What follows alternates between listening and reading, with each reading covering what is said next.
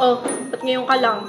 Nang babae ka na naman, no? Mahal, isang taon na tayo, ganyan pa rin iniisip mo. Eh, bakit nga kasi ang tagal mo? Buti nga, dumating pa ako eh. Sa buhay, Nakakatawa yun. Actually, I have something for you. Baka may kasalanan ka lang eh. Tapos na naman ang anniversary natin ah.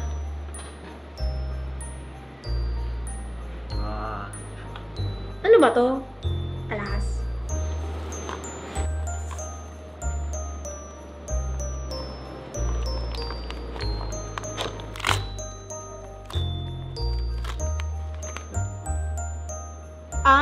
Alam ko na.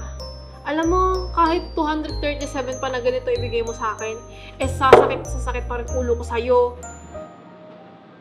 Tingin ka sa likod mo. Sa baba. Uy, ano to? Ang laki naman.